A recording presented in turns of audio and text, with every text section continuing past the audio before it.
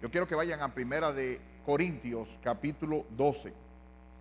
Primera epístola del apóstol Pablo a la iglesia de Corintios, capítulo 12, versos 24 al 27. Nos vamos a enfocar. Primera de Corintios, capítulo 12, versos 24 y 27. No lo vamos a leer ahora, sino vamos a escuchar a manera de introducción algo que quiero decirle. La humanidad lleva un rumbo indetenible de la civilización hacia la barbarie tecnológica. Cada vez hay más tecnología y cada vez hay más soledad al mismo tiempo. Una insensibilidad entre nosotros. Un artículo sobre juventud que apareció en Diario Libre expresa: los jóvenes siguen actuando igual, pero con mayor rango de influencia de las redes y entre ellos mismos. Ellos ven más, se comparan más con los otros y se sienten más solos, se deprimen más fácilmente. Termina la cita. En este mundo cada vez más frío, cada vez más distante, más solitario en multitud, se entiende que la nueva generación, que ya es la Z, después de los millennials, lo que ya está es más encerrado en la tecnología, más encerrado en su cuarto, más encerrado en su computadora, aislado, frío y distante. Como ves, este mundo cada vez más frío, más distante, más solitario entre multitud, parece, como alguien definiría en esos lugares, que es solitario lo que se juega en medio de la soledad de esta ciudad.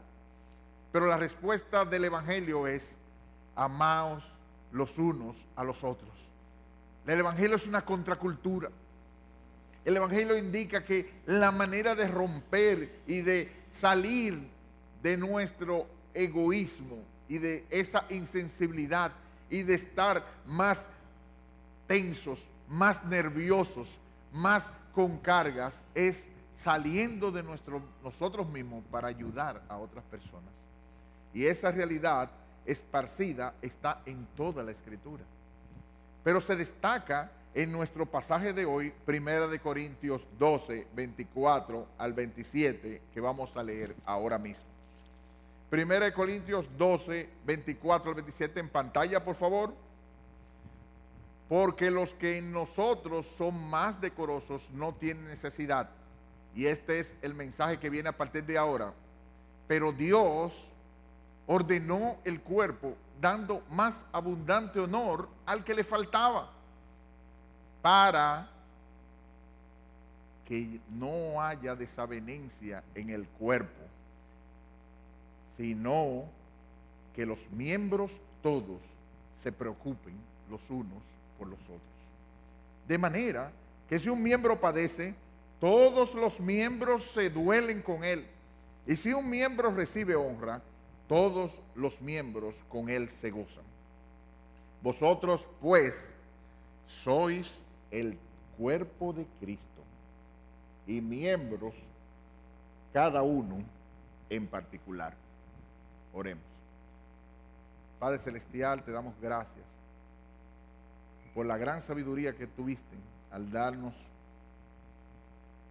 a Cristo, al salvarnos, y por tu Espíritu bautizarnos e incrustarnos en su cuerpo, de tal forma que seamos un cuerpo funcionando en medio de una iglesia, la iglesia, el cuerpo de Cristo, y funcionando en una iglesia local para preocuparnos los unos por los otros.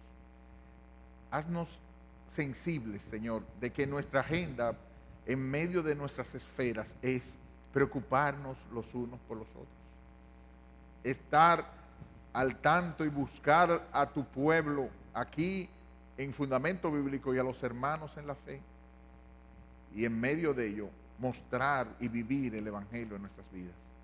Ayúdanos, Padre Celestial, porque en el nombre de Jesús te lo pedimos. Amén. La iglesia en Corinto fue fundada por Pablo en su segundo viaje misionero, según Hechos 18. Como siempre, su ministerio comenzó en una sinagoga, en donde era asistido por dos creyentes judíos que eran Priscila y Aquila, con quien vivió durante un tiempo y quienes eran compañeros de oficio de trabajo con él. Cuando él se fue de allí, le llegaron noticias acerca de la iglesia en Corinto, informes de que esa iglesia era excepcionalmente divisiva, habían bandos divididos, mostrando su carnalidad e inmadurez. El problema más serio de la iglesia corintia era la mundanalidad, una falta de disposición a divorciarse de la cultura que los rodeaba. La mayoría de los creyentes no podía separarse consecuentemente de sus caminos antiguos, egoístas, inmorales y paganos. Fue necesario para Pablo escribir para corregir esto.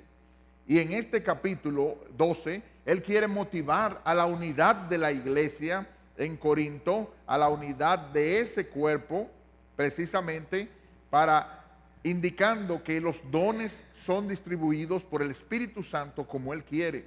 A todos se nos otorga dones diferentes de los demás para evitar la rivalidad entre los cristianos y que nos preocupemos los unos por los otros.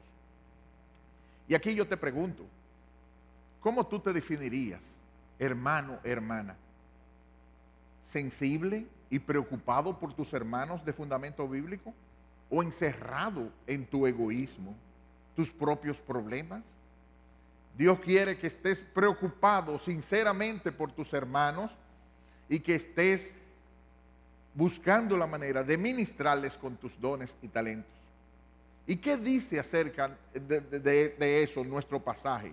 Acerca del preocuparnos los unos por los otros. En primer lugar,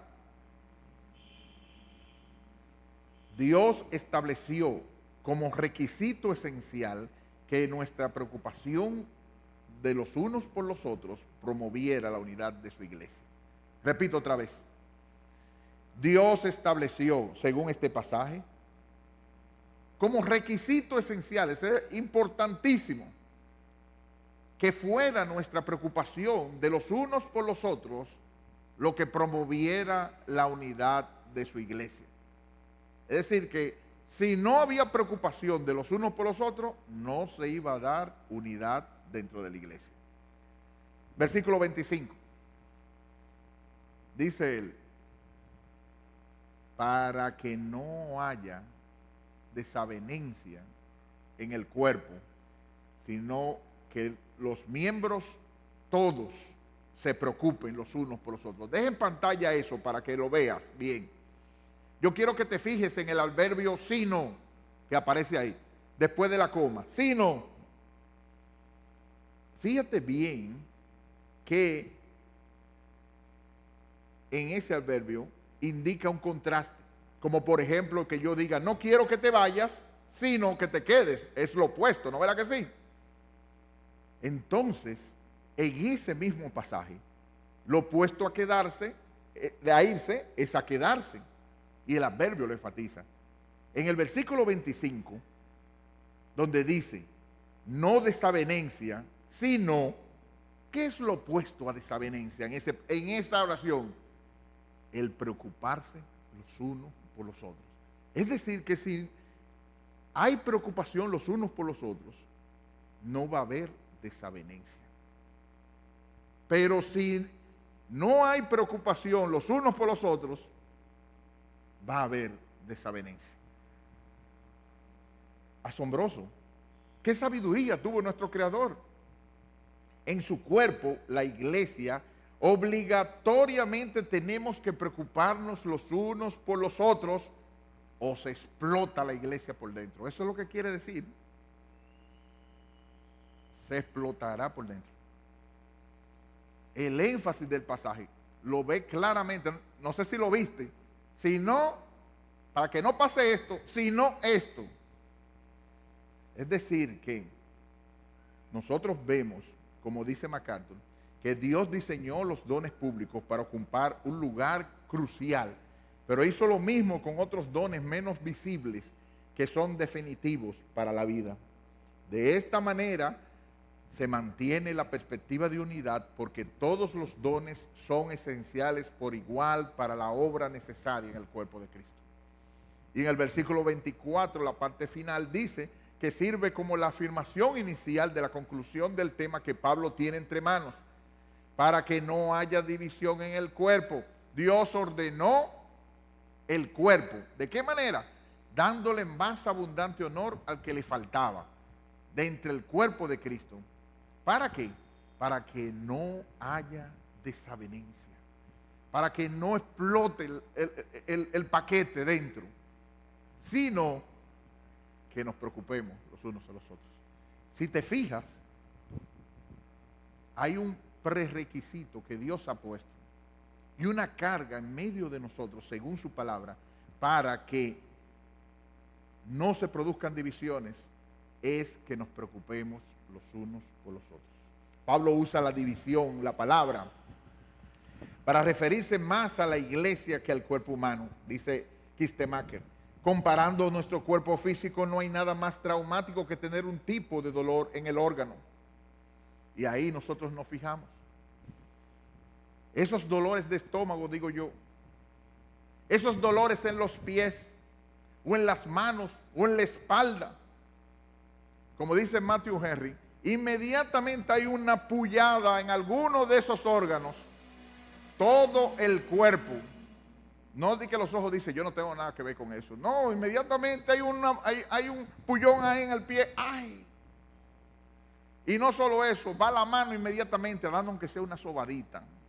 Aunque sea hacemos así. ¡Ay! Fíjate, la mano podía decir, yo no tengo nada que ver con eso. Pero no, inmediatamente va la mano a ayudar al pie. Eso es lo que si no le prestamos atención, es como cuando se produce una división en la iglesia, porque así lo diseñó Dios. El cuerpo físico creado por Dios no puede causar una división de sí mismo, pero en la iglesia los miembros son capaces de crear una desunión, por lo cual la posibilidad de división es algo real. En consecuencia, Pablo afirma que dentro de la iglesia de Cristo no deben ocurrir divisiones, sino que los miembros tengan la misma preocupación los unos por los otros. Hermanos, los miembros de la iglesia se necesitan unos a otros para llevar a cabo la obra del Señor en forma efectiva. Se necesita mucho a la persona que ha recibido el don de la enseñanza para que enseñe a los niños, a los jóvenes y a los adultos. El predicador debe estar al tanto de las necesidades de toda la congregación. Las personas que están calificadas para gobernar la iglesia en sus distintos ministerios son indispensables. Los diáconos que sirven a los necesitados y los que tienen ayuda de misericordia sirven a las necesidades también de todos de los distintos miembros de interés especial. Toda esa gente expresa una preocupación genuina por los demás miembros de la iglesia. ¿Lo ves, hermano? ¿Lo ves, hermana? En el reino de Dios no hay espacio para los llaneros solitarios. Te lo repito otra vez. No hay espacio para los llaneros solitarios, ni por causa de él, o sea, para ayudarlo a él, ni por causa de otro, para que ayude a otro. Como dice 1 de Juan 3, 16 al 18. Pongamos en pantalla ese pasaje. 1 de Juan 3, 16 al 18. En esto hemos conocido el amor, en que Él puso su vida por nosotros. También nosotros debemos poner nuestra vida por los hermanos. Pero el que tiene bienes en este mundo y ve a su hermano padecer, tener necesidad, y cierra contra él su corazón, ¿cómo mora el amor de Dios en él? ¿Cómo puede morar, hermano? ¿Cómo puede morar? ¿Cómo puedes pasar el tiempo viendo insensible en medio de tus tareas del colegio, la universidad, el trabajo, sin ni siquiera estar preocupado ni saber si la hermana Cruz está comiendo? ¿Cómo es posible que en tu corazón esté pasando situaciones iguales a eso, sin necesidad de preocuparte? Pero yo no, ni tiempo tengo yo. Pero que es que ese no es el asunto. Es que Dios ha puesto y te ha puesto como elemento esencial para que tú no ames de palabra ni de lengua, sino de hecho y en verdad. Como dice Kistemaker, nadie en la iglesia debe sufrir de abandono. El cuidado de unos por otros debe ser la marca de la comunidad cristiana. Pues en ese contexto, la preocupación de los unos por los otros tiene un sentido positivo. Apunta al cuidado que Dios da a su pueblo y el cuidado que Dios espera que ellos tengan los unos a los otros. Pablo hace eco de la segunda parte al resumir la ley: amarás a tu prójimo como a ti mismo, como lo expresan tanto Levítico 19, 18 como Mateo 22, 39. Hermano, Dios puso ese dispositivo y Dios lo estableció en la iglesia. Y si tú eres miembro de la iglesia, si tú eres salvado por la sangre de Cristo, Dios estableció que como requisito esencial para que no te explotara en medio de las manos de la congregación, que tú te preocuparas por los miembros de la iglesia de fundamento bíblico y de la iglesia en general. Pero en segundo lugar, Dios estableció el involucramiento.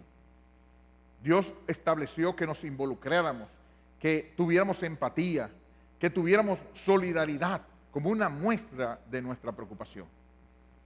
Repito otra vez, Dios estableció que no solamente eso, enséñame cómo es que yo tengo que preocuparme. No, espérate, yo te voy a mostrar cómo es que tú tienes que preocuparte. Versículo 26, involucrándote, formando empatía y solidarizándote con tu hermano. Versículo 26. De manera, fíjense que es la forma que quiere ilustrar. Si un miembro padece, todos los miembros se duelen con él. Y si un miembro recibe honra, todos los miembros con él se gozan. Él no dice qué debería ser, y eso debería ser. Es que lo que se espera, lo que él espera de un cuerpo, de su cuerpo dentro de la iglesia, es que hagamos eso. Dice MacArthur, este es un llamado al amor y al interés mutuo en la comunión de los creyentes, para mantener la unidad que honra al Señor. Hay un solo cuerpo en el que todos funcionan sin perder jamás su identidad individual y la necesidad esencial del ministerio específico que Dios les ha asignado. Y así debe expresarse en nuestra iglesia local, como expresa Kistemaker. Este es uno de los textos más hermosos de la primera epístola de Pablo a los Corintios.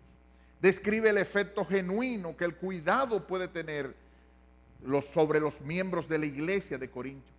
Cuando el amor prevalece, la iglesia se muestra como un cuerpo físico vivo. Si nos dañamos un dedo del pie, se verá afectada nuestra capacidad para andar, y de ese modo todo el cuerpo es afectado. El llenar el estómago con deliciosa comida satisface a todos los miembros del cuerpo, pero el dolor de una úlcera estomacal tiene el efecto contrario. De la misma forma, cuando un miembro de la congregación sufre la pérdida de un ser querido, toda la congregación se duele con él. Cuando un miembro recibe reconocimiento por algún logro o aniversario, el resto de los miembros los llena de gozosas felicitaciones. La comunidad cristiana sufre con los que sufren y se gozan con los que gozan. Termina la cita. Así debería ser, hermano. Pero ¿cuándo fue la última vez que junto con tu trabajo o los de tu universidad o los asuntos de tu hogar pusiste en agenda llamar al hermano o a la hermana que estaba enfermo, al que cumplía años, al que no ves en la reunión presencial o en la reunión de Zoom? ¿Cuándo fue la última vez? Si usted supiera que es que yo no tengo minutos, eso no es una excusa. Cuando tú quieres una cosa y no tienes minutos, eso a ti nadie te lo quita. Tú sabes hasta poner llámame y sabes poner toda una serie de cosas. No me venga con el cuento. Yo no soy así. A mí no me gusta eso. Yo no quiero ser hipócrita. El problema es que tú no te perteneces. Segunda de Corintios 5:15 dice, y por todos murió, para que los que viven ya no vivan para sí, sino para aquel que murió y resucitó por ellos. Los que viven ya no vivan para ellos mismos, sino para aquel que murió y resucitó por ellos. Según este pasaje, tú no tienes vida privada. Y según este pasaje, tú no te perteneces. ¿Quién te ha dicho que a ti no te gusta? Ahora han hecho esta generación de juventud un Dios de me gusta o no me gusta. ¿Y quién ha dicho que gustarle o no gustarle es lo que tiene que primar en lo que yo vaya a hacer? ¿Y desde cuándo?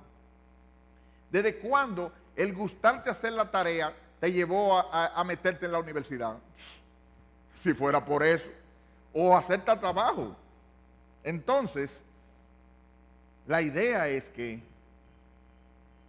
Cristo murió por todos los que vivirían para Él, no para ser espirituales y vivir como un carrito chocón, o vivir casado con un celular o una computadora, metido en mi habitación, sin contacto con nadie. ¿Saben lo que son los carritos chocones? Todos nosotros tuvimos, a mí me encantan esos carritos chocones. Cuando había tiempo de feria y todo, íbamos con los carritos chocones. Y en los carritos chocones, hay gente, se supone que los carritos chocones es para chocar, ¿no? ¿Verdad? Pero hay gente que de maldad no quiere ni siquiera dejarte que tú avances. Y te meten ahí, green, y vuelve otra vez, ding, ding. Daría pena que se supone que cada vez que nos juntamos como iglesia y que haya en nuestra iglesia personas que tengan la intención de ser carritos chocones. Eso es algo anormal de lo que debe ser una iglesia. Es algo anormal de lo que debe ser. No todos nos tienen que caer bien, pero no debería ser eso la actitud de los cristianos, sino que debiera existir una preocupación genuina de lo que pase a nuestro prójimo. Y otra vez, el no me gusta, o yo no quiero ser hipócrita, no debe ser lo que prime en nuestros corazones. Nadie es hipócrita porque la profesora diga, Ruth Nicole de Salas, yo no voy a ser hipócrita, no voy a decir mi nombre, voy a decir presente. Eso es estúpido. ¿Desde cuándo el me gusta o no me gusta tiene que funcionar para las cosas que hacer? Sino que la idea principal es que, como dice el Trip, en mi mundo egoísta, donde yo soy el exigente rey sentado en mi trono, voy a exigir todo lo que venga. No, Romanos 14:8 dice, pues si vivimos, para el Señor vivimos. Y si morimos, para el Señor morimos. Así pues, sea que vivamos o que muramos, del Señor somos. Tú no te perteneces. Eso no tiene nada que ver que yo soy, eso sería hipocresía, ni que eso me sale, ni que no me gusta. Existen, entre otras cosas, para involucrarte. Existes tú para que ya sea que vivas o mueras, solidarizarte y ponerte en lugar de tu hermano. Y no como tu pana, porque no va a ser que Yudelki va a buscar, pero mira qué bien, Yanilse es mi familia, yo con ese que voy a estar únicamente, ring, y ring, y ring, y ring. No, eso no es así, sino también es todos los miembros de la iglesia, ella también va a buscar. Hace mucho tiempo yo no me comunico con la hermana Fela, allá también yo voy, a esa también. Entonces, tú existes para involucrarte y no con tu pana, aunque lo incluya. Hemos dicho dos cosas que el pasaje dice.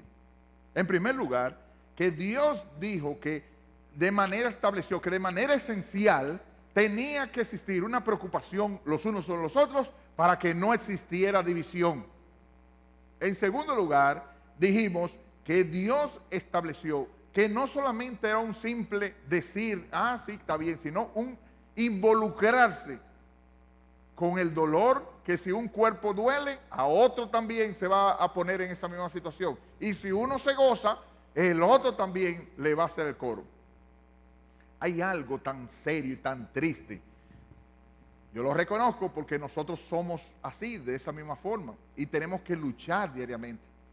Se dice que los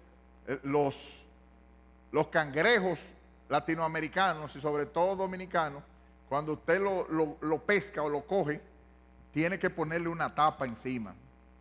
Sin embargo, a los cangrejos o la jaiba o la especie de eso, de otros países, se pueden dejar abierta, hay que taparla, pero a los dominicanos, al revés. A los dominicanos hay que dejarlo abierto y a los otros hay que taparlos. Y la gente se preguntaba, ¿y por qué hay que dejarlo tapado a los que son de otros países? Y a los latinos y dominicanos hay que dejarlo abierto. Fácil, porque los que son extranjeros, los que no son latinos, los que no son dominicanos, cada uno ayuda al otro a subir. Cada uno ayuda al otro a subir. Y si forman una escalerita y entonces se van sacando todito uno a uno y desaparece. Por eso hay que ponerle una tapa y cerrarlo. Pero los dominicanos, los cangrejos latinos, se pueden dejar abiertos porque cada vez que va a ir subiendo uno, hay otro que lo va a ir jalando para que no suba y nunca van a llegar de arriba. Sería eso lo que significa para nosotros. Ese sabor amargo que a muchos le da y por el pecado remanente, algunas veces pasa. Cuando un hermano viene y nos dice una noticia buena, qué sé yo, ¿qué sería? Conseguí un trabajo nuevo, o conseguí el trabajar, o conseguí esto, o conseguí lo otro. Inmediatamente la envidia aflora en muchos de nuestros corazones, tristemente. Y lo que algunas veces pasa es que debiéramos gozarnos con ese hermano. Y a veces uno escucha en iglesia, fundamento bíblico, un saludo de agradecimiento y de alegría, y da pena muchas veces que es un saludo de la boca para afuera, que uno percibe que es como una situación de, yo te digo que está bueno que tú haya pasado eso contigo, pero yo no me alegro para nada. Y se supone eso entre nosotros, cuando debiera ser una alegría de triunfo de unos para con otros. Como también cuando hay un dolor, una circunstancia, debería ser el de solidarizarme, hermano, qué pena que tú estás así, nosotros vamos a estar orando. Cuando muchas veces uno percibe en los corazones, es buenísimo que te pase. A mí, y es esa la actitud de un preocuparse. Dios no percibió que haya una preocupación así en nosotros. Y mientras haya un espíritu así en nuestros corazones, va a haber divisiones, va a haber desprendimiento, va a haber soledades y circunstancias que a Dios no le agradan. Tiene que producirse un cambio en la casa modelo de Dios para nosotros actuar. Y debe ser, uno, como el primer punto, preocuparnos los unos por los otros. Dos, involucrarnos en solidaridad, empatía los unos con los otros. El tercer y último punto, con respecto a lo que Dios estableció, es que Dios estableció en la iglesia, cuerpo de Cristo, como te estableció a ti en la iglesia, cuerpo de Cristo, como un miembro que le perteneces. Que Dios te estableció en la iglesia, cuerpo de Cristo, como un miembro que le pertenece. Versículo 27. Y con eso termino. Vosotros pues sois el cuerpo de Cristo y miembros cada uno en particular. Lo pudo haber dicho de otra forma, pero lo quiso decir así, de esa manera. Tú eres parte del cuerpo de Cristo y eres de manera particular, singular, distintivo. Así que, como dice MacArthur, hay un solo cuerpo en el que todos funcionan sin perder jamás su identidad individual y la necesidad esencial del ministerio específico que Dios les ha asignado. Es decir, que en la iglesia de Cristo nadie va a hacer, para dar cualquier ejemplo, tú pon el nombre que tú quieras, nadie va a hacer el trabajo que Dios le dio en don, talento y obra al hermano Ángel Berroa. Nadie. Si él no viene y si él no actúa, nos quedaremos cojos, pero nadie lo va a hacer. Así que, como dice Wayne Mack, es posible tener una vida espiritual vibrante y nuestra relación con Dios, aparte de una iglesia local. La respuesta, según la Escritura, es un sonoro no. Lejos de ser solo una entre muchas opciones para el cristiano, La iglesia es el medio principal por el cual Dios lleva a cabo su plan en el mundo. Por lo tanto, Dios espera e incluso demanda un compromiso con su iglesia de todo aquel que afirma conocerle. Termina la cita. ¿Lo ves, hermano? ¿Lo ves, hermana? Como lo expresa Romanos 12:5. Así nosotros, siendo muchos, somos un solo cuerpo en Cristo y todos miembros los unos de los otros. Miembros todos los unos de los otros. Los miembros de la iglesia pertenecen al cuerpo vivo de Cristo, reciben alimento espiritual, maduran en fe y expresan amor cristiano a su prójimo en forma concretas. Dentro del contexto de nuestra iglesia, los miembros se necesitan, nos necesitamos los unos a los otros al amar, alimentar, enseñar, entrenar, equipar y apoyar a los otros miembros. Esto lo hacen en virtud de los dones y talentos que Dios le ha dado. Hubo una charla en estos días de un hermano, para mí es muy valioso, Gerardo de Ávila. Él habló de los dones, expresando que cuando un miembro falta al culto, Dios pone ese don en otra persona. Yo difiero de él. No creo que es eso lo que pasa, a menos que ya se vaya de la iglesia. La figura que me viene es de la de una persona que le falta una pierna. El cuerpo sigue caminando, pero saltando, dando brincos, no de manera normal. Así ocurre cuando tú faltas, cuando tú no estás involucrado en la preocupación por tus hermanos en la fe, cuando tú no estás de manera presencial en el culto, ni de manera virtual con nosotros en Zoom, ni alimentándote por la palabra. Tu don no es ejercido en tu iglesia. Todos lo notamos y te extrañamos, como expresa Kistemaker. La vida dentro de la iglesia es única. Cada miembro con sus dones depende de otros que también tienen dones para promover la causa de Cristo. Sin apoyo, el creyente cae, pero sale adelante junto con sus hermanos en la fe. De hecho, la iglesia está viva y seguirá estándola hasta el fin del tiempo. Es un cuerpo vivo cuya cabeza es Cristo. La iglesia, como el cuerpo figurativo de Cristo, existe en Cristo y pertenece a Él. Está genuinamente unida a Cristo, porque cada creyente individual está por fe incluido en Él.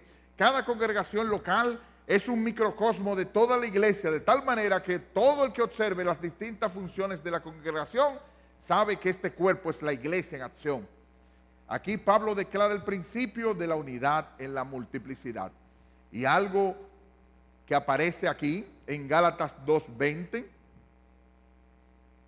uno en Jesucristo, uno en aquel, como dice Gálatas 2:20. Con Cristo estoy juntamente crucificado y ya no vivo yo, mas vive Cristo en mí.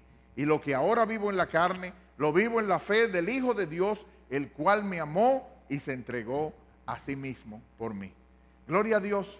Fue porque Cristo me amó y se entregó a sí mismo por él, que yo soy parte de su cuerpo y él es la cabeza.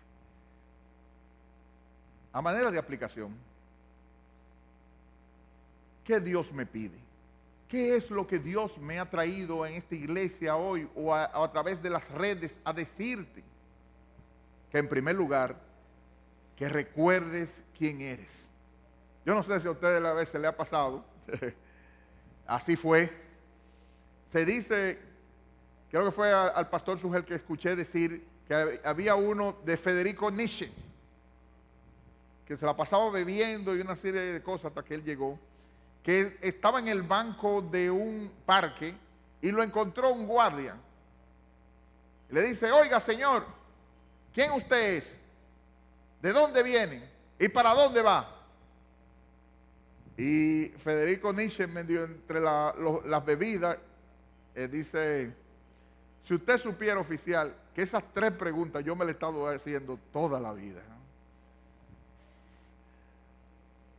Si tú no sabes quién eres, ni de dónde vienes, ni para dónde vas, cuál es el propósito de tu vida, te la vas a pasar inventando un día con música de tal cosa, otro día con yoga, otro día con astrología, otro día. Vas a perder sentido de la vida, porque si no sabes para qué fuiste, vas Y más tú que eres escogido, tu identidad rescatada, insertado en el cuerpo de Cristo para vivir y funcionar para Él y su cuerpo junto con tus otras esferas. Es decir, que Dios espera, para dar un ejemplo con el hermano Martín Miguel, que el hermano Martín Miguel sea padre en su casa, junto con las funciones de su casa, que sea empleado con su vocación en la esfera de rehabilitación y que sea miembro de iglesia, fundamento bíblico, todo eso junto a la vez. Y que junto con la agenda del trabajo, a quien tengo que darle masaje hoy, y juntamente con la función que debo hacer en mi casa, comprar, qué sé yo, en el súper tal cosa, también está cómo me voy a involucrar hoy y preocuparme por el hermano o la hermana fulana que no estuvo o que necesita mi ayuda hoy. Esas tres, como dice Wayne Mack hablando de Spurgeon, piensa en un ladrillo.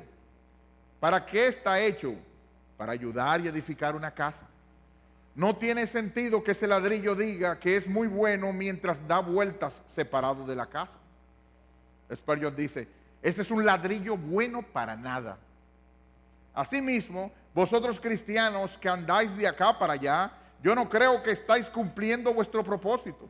Estáis viviendo contrariamente a la vida que Cristo quiere que viváis y ustedes sois responsables del daño que están haciendo. Termina la cita.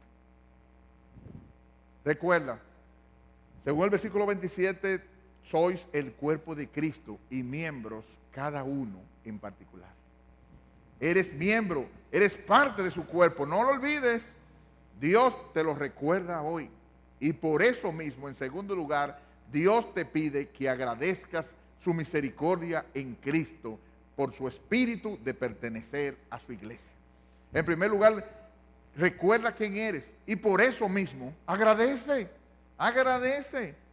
Yo conozco muchos, creo que se pasaron en IBCJ más de 5 o 7 años orando por una comunidad para que Dios le diera pastores y diáconos. Y a Dios no le agradó, por lo que sea. No había oficiales para esa iglesia. Mientras tanto, era un grupo que se reunían y se pasó muchos años así.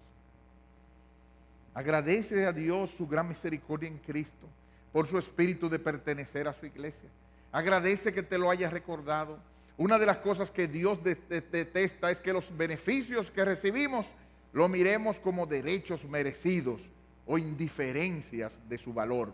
De tal forma que nuestra agenda, nuestras formas de supervivencia, nuestro pánico ante el coronavirus u otras enfermedades, nublan nuestra vista y no nos dejan ver el sol de justicia brillando en nuestro cielo. Es por eso que Dios tiene que hacer como dice C.S. Lewis. Dios nos susurra con nuestros deleites, nos habla con nuestra conciencia por su palabra y nos grita con tus problemas. El dolor es su megáfono para despertar a un mundo sordo. Nuestros problemas, el dolor es su megáfono para despertar a un mundo sordo. No seas indiferente para agradecer. Si no agradecemos por darnos los hermanos y oficiales de la iglesia que nos dio, viviremos quejosos, egoístas y ensimismados. Como dice Timothy Keller, la preocupación es creer que Dios no lo hará bien y la amargura es creer que Dios lo hizo mal. Te lo repito otra vez. La preocupación cuando aflora en nuestras mentes es que estamos creyendo que Dios no lo hará bien y yo tengo que dar una ayudita. Y la amargura es creer que Dios lo hizo mal. Y entonces, por eso vivo amargado. Si llenamos nuestros corazones con la trampa de Satanás en Edén, con que Dios ha dicho, no agradeceremos sus misericordias, ni valoraremos su iglesia. Agradezcamos su gran sabiduría en la iglesia y digamos como el himno, tu reino amo, Dios. Tu reino amo, Dios. Tu casa de oración. y al pueblo que en Jesús halló completa redención. Tu iglesia, mi Señor, su templo, su ritual, la iglesia que guiando estás con mano paternal. Por ella mi oración, mis lágrimas, mi amor, solicitud, cuidado, afán, por ella son, Señor. Un gozo sin igual me causa en ella estar, y andando aquí su comunión anhelo disfrutar. Yo sé que durará, oh Dios, cual tu verdad, y victoriosa llegará hasta la eternidad. Dios quiere que tú recuerdes quién eres, una piedra viva en el ladrillo de fundamento bíblico. Y no estoy hablando del cemento. Dios quiere que agradezcas el ser ese ladrillo que Él puso ahí. Y en tercer lugar, Dios quiere que recuerdes tu misión. ¿Para qué tú estás ahí? Para predicar y vivir el evangelio, preocupándote por tu hermano en Cristo y su bienestar. Porque cada uno de nosotros ha recibido un don diferente del Señor, como dice Romanos 12, 1 y 2. Así que, hermanos, les ruego por las misericordias de Dios que presentéis vuestros cuerpos en sacrificio vivo, santo, agradable a Dios, que es vuestro culto racional. No se conformen en este siglo, sino transformen por medio de la renovación de vuestro entendimiento, para que comprobéis cuál sea la buena voluntad de Dios, agradable y perfecta. Termina el pasaje. Un gran beneficio exige una gran responsabilidad. Con estos dones y funciones a tu disposición, todos los miembros contribuyen juntos al bienestar de la comunidad cristiana. Es bueno que te examines delante de Dios. ¿Qué tanto has estado, sobre todo en estos días de pandemia, buscando formas creativas de mostrar preocupación por tus hermanos en fundamento bíblico? Recuerda lo que dice Santiago 1:27. La religión pura y sin mácula delante de Dios el Padre es esta: visitar a los huérfanos y a las viudas en sus tribulaciones y guardarse sin mancha del mundo. ¿Cómo ha estado tu preocupación por todos los hermanos de tu iglesia en general? Si usted supiera que ni tengo tiempo para mí, eso es mala señal. Estás como ladrillo por tu cuenta. Has perdido tu primer amor por Cristo. Confiesa, arrepiéntete y vuelve a tu primer amor. Recuerda cómo era con tu primer amor, cuando ese amor tuyo ferviente por Cristo existía. No dejes que termine este día, esta noche, sin producir, sin preocuparte, llamar, orar y exhortar uno de los hermanos de tu iglesia que hace tiempo tú no platicabas. Que al final del día el Espíritu Santo te haya guiado a dejarte un sabor anticipado del cielo, al haber confesado tu falta de amor por Cristo, que te hayas recordado eso, que te hayas arrepentido y volver a tu primer amor.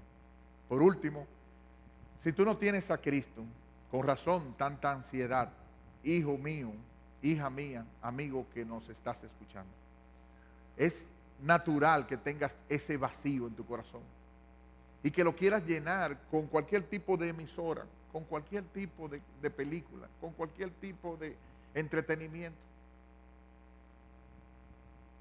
Ven a Jesucristo y entra a la comunidad de Dios, su cuerpo. Sé que te encuentras en un mundo hostil, tanta información, tantos que demandan de ti, tanta envidia y personas que quieren meter en envidia, celos, malentendidos, te asustan y te hacen sentir, como dice una canción, que es solitario el único juego en la ciudad. Vives solo o vives sola entre tanta gente y con la pandemia se ha agudizado tu soledad. Hoy yo te invito a venir a Cristo de parte del Rey de Reyes y Señor de Señores, que dice: vengan a mí todos los que están trabajados y cargados, y yo les haré descansar. Y si alguno tiene sed, dice Cristo, venga a mí y beba. El que cree en mí, como dice la Escritura, de su interior correrán ríos de agua viva. Acude a Él a beber. Él te promete que si en arrepentimiento por tus pecados acudes a Él con la mano vacía de la fe, beberás hasta saciarte y brotará para darles agua a otras personas. Te dará una comunidad modelo, imperfecta, una casa modelo imperfecta, el hospital de Dios donde puedas vendar tus heridas. Todo esto es la consecuencia de tus pecados. Pero Él vino a vivir la vida que tú y yo teníamos que vivir y morir la muerte que merecían nuestros pecados. Y resucitó al tercer día y está sentado a la diestra de Dios, invitándote a que vengas a Él. Si tú crees en el Señor Jesucristo y clamas a Él por misericordia, misericordia te será concedida. No rechaces su invitación a formar parte de su casa, de su familia, la iglesia, el cuerpo de Cristo. Y quiera Dios salvarte hoy y añadirte a su iglesia. Que Dios te bendiga. Oremos. Oh Padre, gracias por la cruz. Gracias, Señor, por todo lo que hiciste al enviar a tu Hijo Jesucristo a morir por nuestros pecados y rescatar un pueblo de toda lengua, tribu y nación. Gracias por insertarnos en tu iglesia y gracias por darnos a Iglesia Fundamento Bíblico, donde el cual podemos preocuparnos los unos por los otros. Pon en nosotros, inquieta nuestras almas, Señor. Ayúdanos a tener entre la agenda el preocuparnos no solo por nuestros relacionados más cercanos, sino por aquellos necesitados, para gozarnos con los que se gozan y llorar con los que lloran. Ayúdanos, Señor, porque en un mundo tan egoísta, insensible, necesitamos que tu gracia, que no se contenta con dejarnos en la satisfacción que queremos nosotros, unos cristianos mediocres o promedios, sino tu gracia nos inquieta para conformarnos a Cristo. Ayúdanos, Padre Celestial, y trae muchos al arrepentimiento.